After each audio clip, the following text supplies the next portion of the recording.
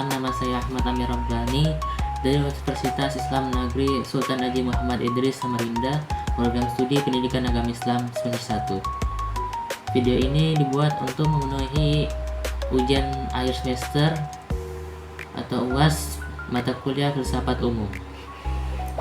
Jadi langsung saja kita mulai dari soal-soalnya. Soal yang pertama, berfilsafat termasuk dalam berpikir, namun tidak semua orang berpikir itu mesti berfilsafat, dan bisa dipastikan semua orang yang berfilsafat itu berpikir.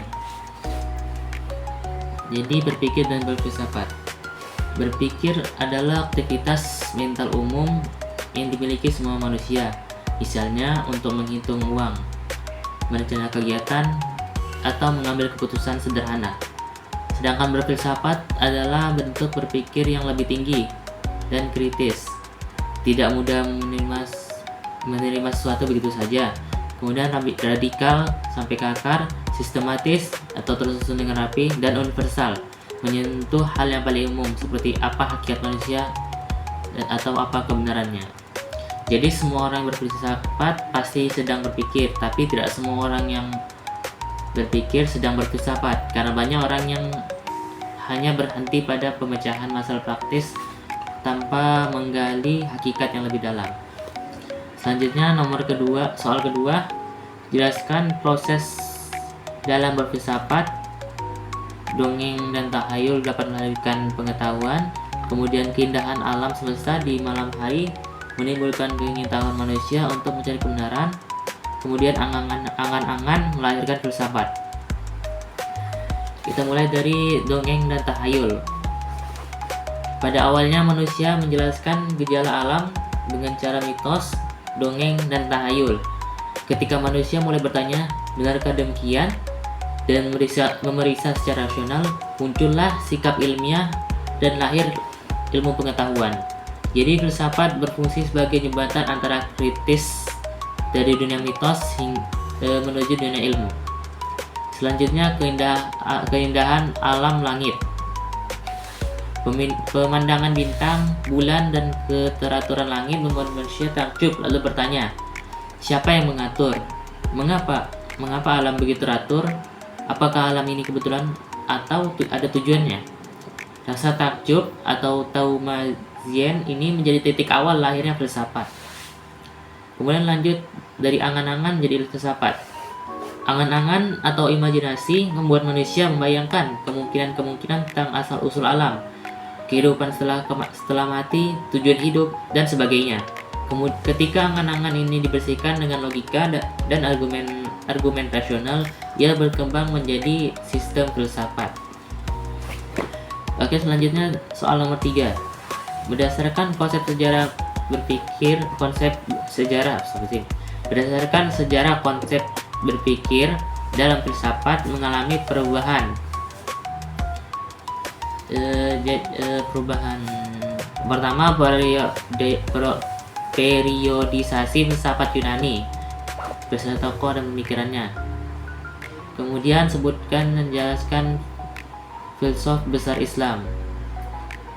Kemudian pentingnya ilmu berdasarkan Al-Quran.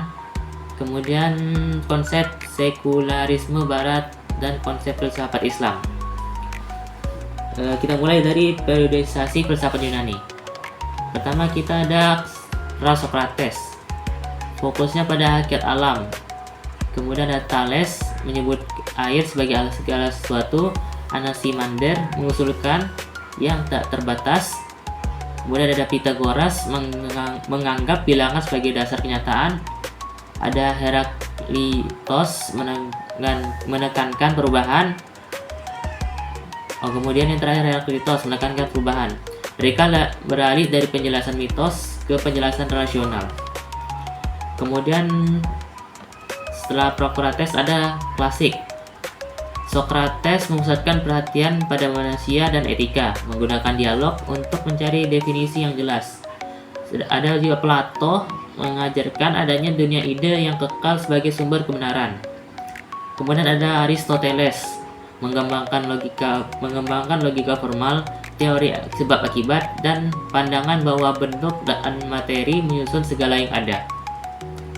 Setelah klasik ada Helenistik. Filsafat lebih praktis, menyasar kebahagiaan hidup.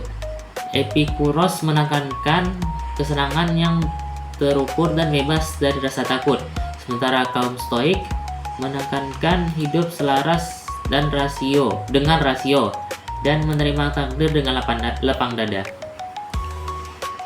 Kemudian kita masuk ke filosof besar Islam.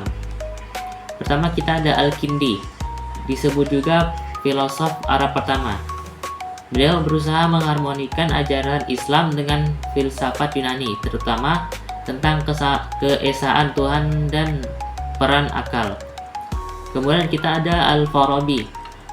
Beliau mengembangkan teori emanasi atau segala yang ada memancar dari Tuhan secara bertingkat, dan konsep negara utama yang dipimpin sosok ideal yang mirip nabi filosof. Selanjutnya ada Ibnu Sina. Beliau mengembangkan konsep wajib al-wujud, yang wajib ada yaitu Allah, dan analisis mendalam tentang jiwa dan medis. Karyanya berpengaruh di dunia Islam maupun Barat. Kemudian kita ada Al-Ghazali. Beliau mengkritik sebagian pandangan filosof tentang ketuhanan dan alam, namun tetap memakai logika, menggabungkan dimensi rasional dan spiritual atau tasawuf. Kemudian terakhir ada Ibnu Rushd. Beliau membela filsafat dan menegaskan bahwa tidak ada pertentangan hakiki antara akal dan wahyu jika keduanya dipahami dengan benar. Baik, setelah filosof besar Islam, kita masuk ke pentingnya ilmu dalam Al-Quran. Al-Quran mengangkat derajat orang berilmu, menunjukkan bahwa ilmu bukan sekedar alat duniawi, tetapi sarana mendekat kepada Allah. Ayat-ayat tentang ilmu menekankan bahwa pengetahuan harus melahirkan ketakwaan, kerendahan hati, dan tanggung jawab moral, bukan kesombongan. Kemudian sekularisme Barat dengan filsafat Islam. Sekularisme Barat memisahkan urusan agama dengan ruang politik dan negara. Kebenaran dinilai terutama dari rasio dan pengalaman duniawi. Filsafat Islam memandang bahwa seluruh realitas berada di bawah tauhid, sehingga akal dan wahyu harus bekerja bersama. Akal meneliti tanda-tanda Tuhan di alam, wahyu memberi arah dan batas moral. Perbedaan utamanya terletak pada pusat nilai. Manusia atau antroposentris di Barat sekuler, dan Allah dalam filsafat Islam. Selanjutnya ke soal nomor 4, tentang jelaskan penyelidikan dan pembagian filsafat menurut objeknya. Jadi penyelidikan dan pembagian filsafat menurut objeknya. Objek material filsafat adalah segala yang ada, yaitu Tuhan, alam, dan manusia, tanpa dibatasi bidang tertentu. Objek formal filsafat adalah cara memandangnya, yaitu bertanya tentang hakikat paling mendasar. Apa itu ada? Dan bagaimana kita tahu? Untuk apa kita bernilai? Dan sebagainya. Dari sini filsafat dibagi menjadi ontologi, membahas hakikat keberadaan, maksudnya ada, wujud, dan realitas. Kemudian ada epistemologi, membahas bagaimana manusia memperoleh pengetahuan, sumber, dan batas-batas pengetahuan. Dan terakhir ada aksiologi, membahas nilai, mencakup etika baik buruk, estetika indah dan jelek, dan nilai-nilai lain dalam kehidupan. Selanjutnya yang terakhir nomor 5, bagaimana peran filsafat dalam membentuk kerangka berpikir sebelum seorang individu melakukan suatu tindakan. Jadi peran filsafat dalam kerangka berpikir sebelum bertindak.